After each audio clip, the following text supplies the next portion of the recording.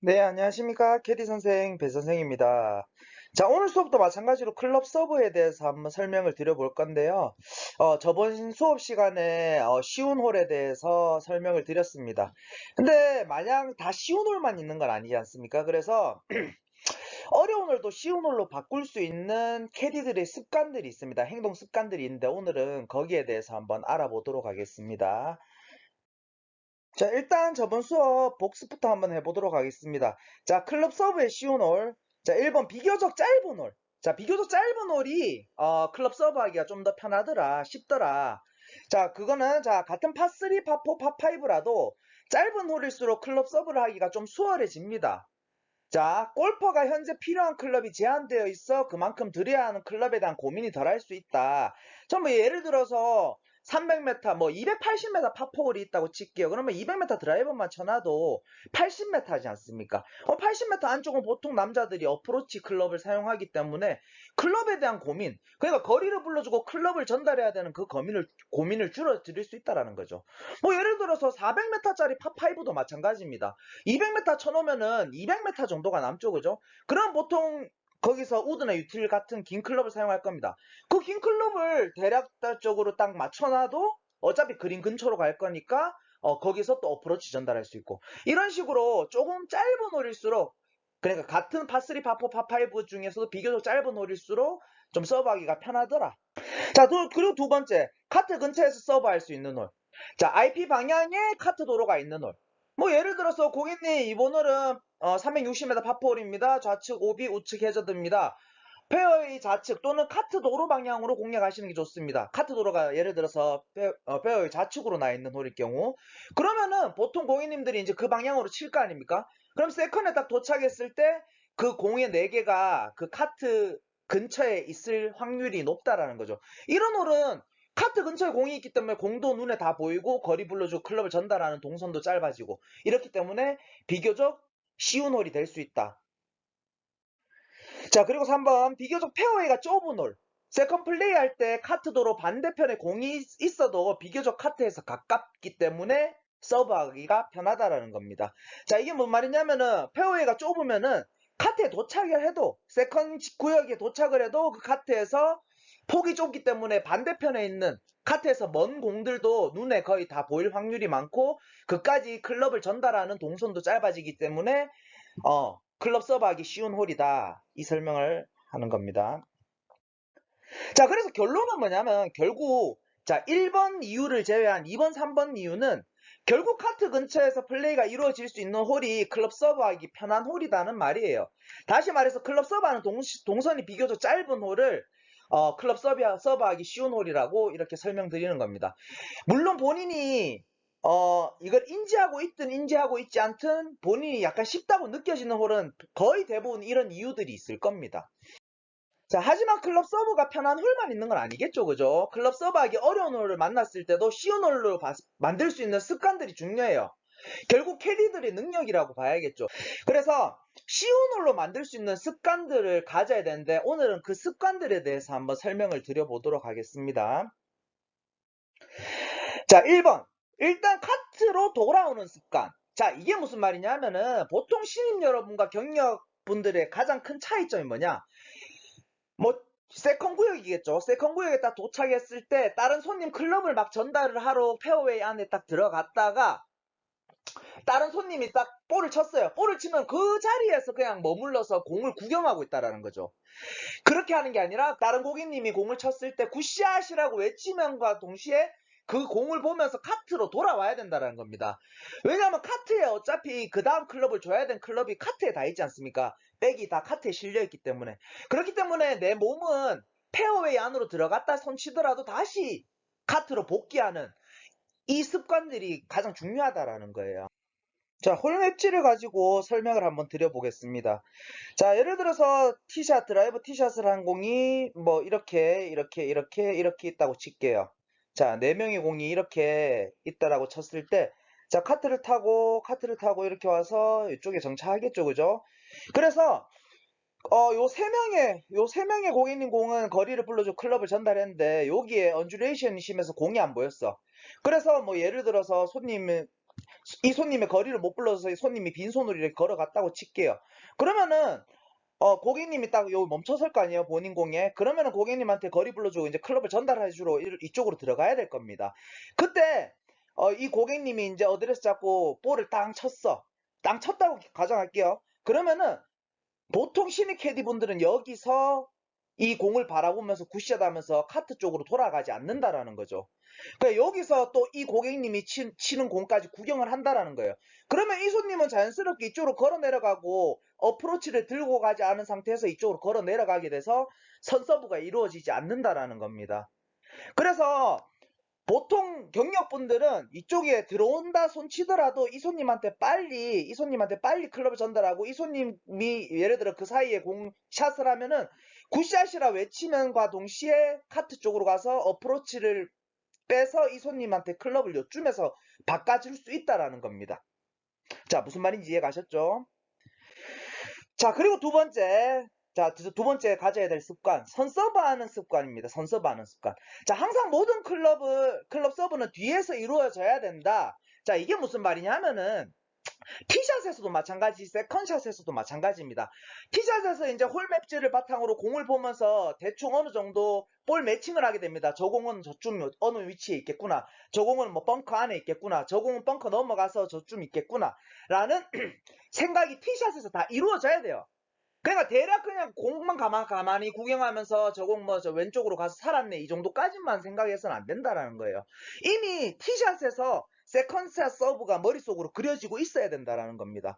세컨 서브도 마찬가지입니다. 세컨 서브도 세컨샷 딱 치자마자 그린에 못 올라갔으면 어프로치, 뭐 그린에 올라갔으면 퍼터, 이런 생각들이 있어야 된다는 거죠. 또 예를 들어 뭐 미스샷 나서 100m 남은 지점에 공이 멈춰서 그럼 저 고객님 100m에서 피칭 또는 52도 쓰겠구나 하는 생각을 가지고 있어야 된다는 겁니다.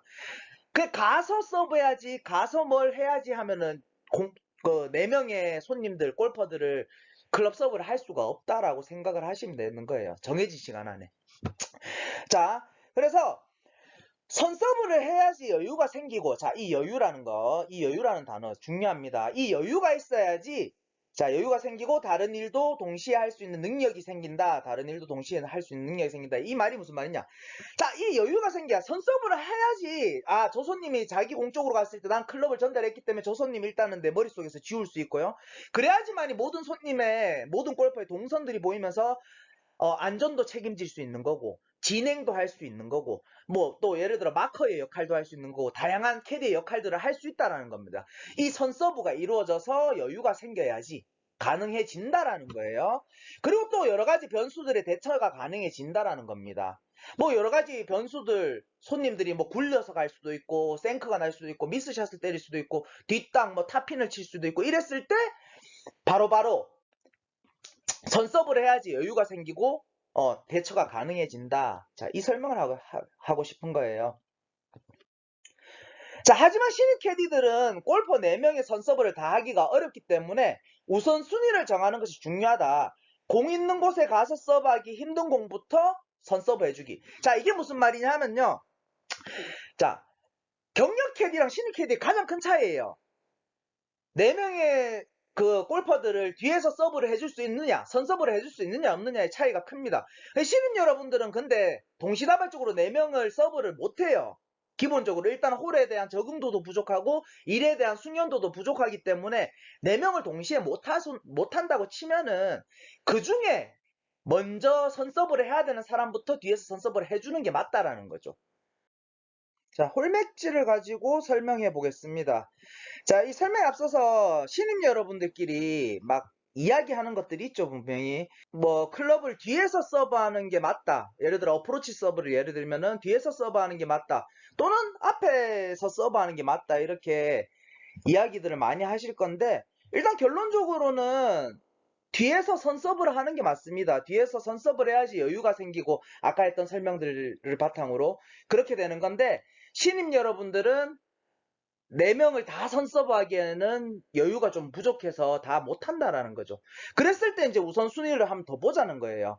자, 간단하게 설명드릴게요. 너무 어렵게 설명하면 이해를 못 하실 수도 있으니까. 자, 이 공 2개가 있다라고 칠게요. 자, 카트가 여기 있고 공 2개가 있는데, 자, 오른쪽에 있는 이 손님은 공을 이쪽 왼쪽으로 쳤어요. 그래서 공이 여기 있습니다. 그리고 왼쪽에 있는 이 손님은 공을 오른쪽으로 쳐서 공이 여기 있다고 칠게요. 근데 나는 지금 여유가 없어서 둘 중에 한 명밖에 지금 서브를 못하는 상황이고 내 위치는 여기 있다라고 칠게요. 그랬을 때는 자, 이 공을 서브를 뒤에서 해주는 게 맞을까요? 이 공을 뒤에서 공을 서브를 해주는 게 맞을까요? 자, 여기에 대한 고민을 한번 해보셔야 된다라는 거예요. 자, 이게 무슨 말이냐면은, 자, 결국은 카트 도로가, 자, 왼쪽에 요렇게 나 있기 때문에 카트가 여기에 정차를 할 겁니다. 그랬을 때, 내가 지금 뭐 어떤 상황에 따라서 한 명만 서브가 가능해. 그러면은, 카트에서 먼 이 공을 서브를 뒤에서 해주는 게 맞다라는 거예요. 왜? 여기서 어차피 둘 다 어프로치를 사용할 거예요, 분명히. 그렇다면은, 여기 와서, 여기서 서브를 하게 되면은, 이 공까지 동선이 길어지죠. 그러면 나머지 고객님들이 그린에 올라가고 해서 막 동선이 꼬이기 시작합니다. 하지만 요 뒤에서 요 고객님의 서브를 해주고 나면은 여기 와서는 어차피 왼쪽에 있는 고객님은 카트 근처에 있기 때문에 어프로치를 전달해주고 나는 바로 그린으로 들어가면 되는 이런 동선이 나온다라는 거예요. 그래서 꼭 명심해야 될 게 뒤에서 우선순위, 선서브 우선순위를 돌 때는 무조건 카트 도로에서 멀리 떨어진 공 위주로 먼저 서브를 해주는 게 맞다라는 겁니다. 자, 이해되시죠? 자, 그 다음 가져야 될 습관 3번. 정해진 곳에 플레이를 해야 하는 골퍼부터 먼저 서브하는 습관이 들어야 된다. 자, 가장 대표적인 경우가 오비 해저드 특설티에서 플레이해야 되는 골퍼. 자, 이게 무슨 말이냐면요. 자, 여기서 이제 4명의 골퍼들이 카트에 정차하고 티샷을 할 겁니다. 그죠? 첫 번째 고객님, 잘 갔고, 두 번째 고객님 오른쪽으로 왔고, 세 번째 고객님이 오비가 났어요. 그리고 네 번째 고객님도 뭐 잘 갔어. 그래서 세 명의 공은 여기 다 있다고 칠게요. 그랬을 때, 자, OBT가 여기쯤에 있다고 치겠습니다. OBT가 여기쯤에 있다고 칠게요. 자, 그러면은 이제 카트를 타고 이렇게 내려갈 때 나는 볼 매칭했는 거를 토대로, 공 3개는 분명히 페어웨이 안에 있어. 그리고 첫 번째 친 공, 뭐 두 번째 친 공, 세 번째 친 고객님 공 대략적으로 거리 얼마 정도 남았을 거야 라는 생각을 가지고 이렇게 카트를 타고 갈 겁니다.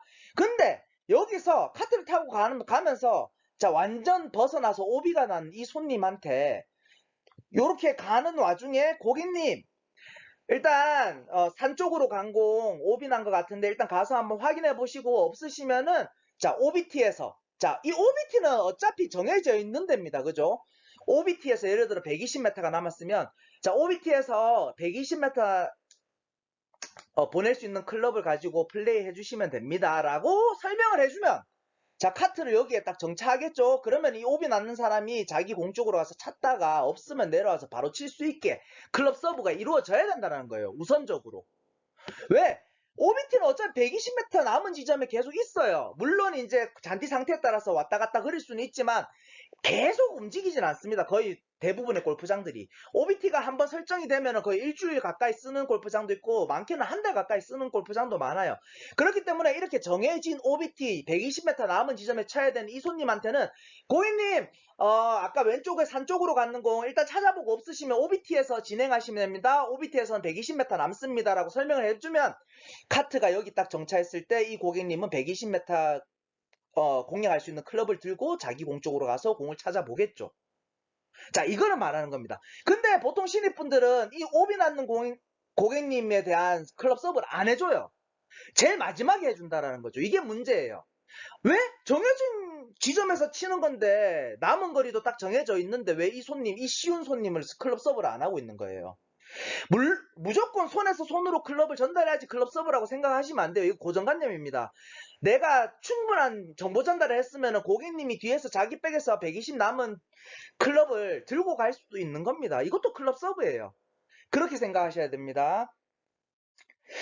자, 마지막으로 자, 네 번째 클럽 서브를 쉽게 할 수 있는 캐디의 습관 중에 네 번째, 내 몸이 카트와 멀어진 경우 다른 골퍼에게 말로 서브할 수 있는 습관. 자, 이게 무슨 말이냐면은 좀 전에 이야기했잖아요. 그죠? 그냥 클럽을 전달하는 것만 클럽 서브가 아니라고요. 캐디는 한 명이고 골퍼는 4명이기 때문에 이 한 명에서 4명을 케어하려면은 오랜 시간이 필요해요. 그만큼 경험치도 쌓이고 진짜 일에 대한 숙련도가 높아져야지 4명을 다 서브할 수 있습니다. 신입 여러분들한테 4명 다 서브하라는 거는 진짜 가혹한 거예요. 그래서 내 몸이 카트와 떨어지는 경우가 많이 발생해요. 신입 여러분이면 신입 여러분일수록 더 많이 발생하고, 경력분이면 경력분일수록 내 몸이 카트가 떨어지는 경우가 거의 많이는 없어지고, 이렇다고 보시면 돼요. 그러면은 카트와 멀어지는 경우가 발생했어요. 그러면은 손님한테, 예를 들어서 페어웨이 가운데서, 자, 홀 맵지를 가지고 설명할게요. 자, 페어웨이 가운데에서 공략해야 되는 손님이 있어. 그리고 이 손님이 이제 그린 앞에 떨어져서 어프로치가 필요한 상황이에요, 지금. 그리고 나는 지금 여기에 지금 서 있는 거예요. 뭐 어떤 이유가 됐든.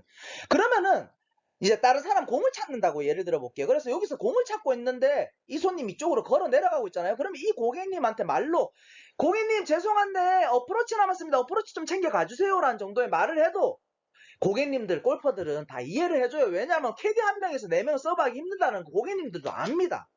그렇기 때문에 이게 너무 신뢰되는 행동이라 생각하지 마시고 말로 서브를 할 수 있는 그런 습관들이 들려져야 된다라는 거예요.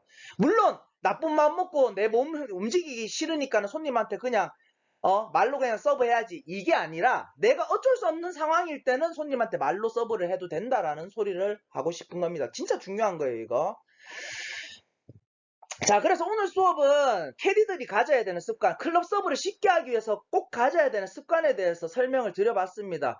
영상 돌려보면서 충분히 이 4개의 습관을 몸에 지니면서 일을 해보십시오. 그러면 실력이 느는 게 느껴지실 겁니다. 자, 오늘 수업은 여기까지 하겠습니다. 감사합니다.